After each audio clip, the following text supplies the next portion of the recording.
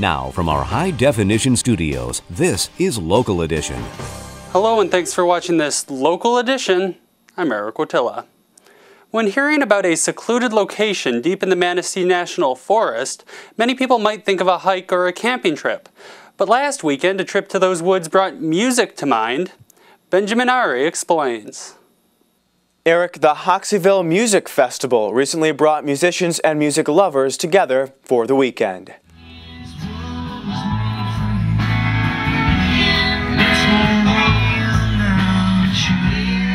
This is the 6th year. The first 5, we did the event over at Coyote Crossing. And this year, we were able to lease this farm from the Mickle family that owns Castell Woods Campground and Party Store here on 37. And we think it's worked out real well. By far our easiest festival to put on in a lot of ways with layout and things like that. The remote location didn't seem to keep people away. I think most of the people have enjoyed this site. I mean, on most of the reports that I've gotten so far this weekend are that they really prefer this site, I think, over the other one. And have a little bit more shady camping, which on a day like today is important.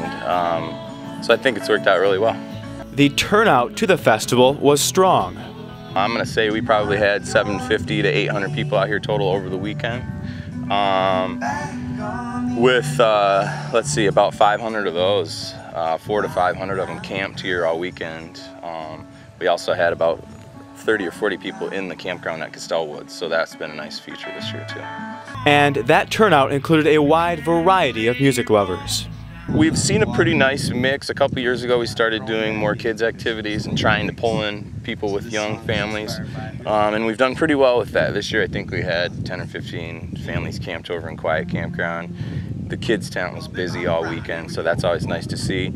But we really see a pretty widespread, but I'd say our main demographic would probably be the 18 to 40 crowd.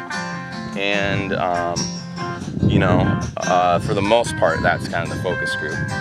The group that headed out into the woods to enjoy the music shared the same sentiment. What's really special is these people are really from here, and they're putting their heart and soul into Hoxseyville, and the enthusiasm is wonderful. For more information on this festival, check out hoxseyville.com. I'm Benjamin Ari for Local Edition. Now back to you, Eric. Well, thanks, Benjamin. Coming up next on Local Edition, a quick look back at a museum in Marilla, Michigan. Stay with us. Local Edition is your community, your events, and your first and only source for local news in high definition, bringing you the sharpest image and the clearest coverage of the news in your area. Local Edition is covering your community. And welcome back to Local Edition. I'm Eric Wotilla. We have a correction to a story we first brought you last weekend. Over the weekend, we ran a feature story about the Marilla Museum, which we incorrectly stated was located in Callava, Michigan. The museum, which features a few historic buildings and many artifacts from the early to mid-1900s, is actually located in Marilla, Michigan, about 7 miles east of Callava. Those involved at the museum said that the historic site shows much of the heritage of the small community of Marilla. The museum is open on Sundays from 1 until 4 with private tours available. For much more information about the Marilla Museum, head to our website at local-edition.com. Well, that does wrap up this Local Edition. I'm Eric Wotilla. Thanks for watching.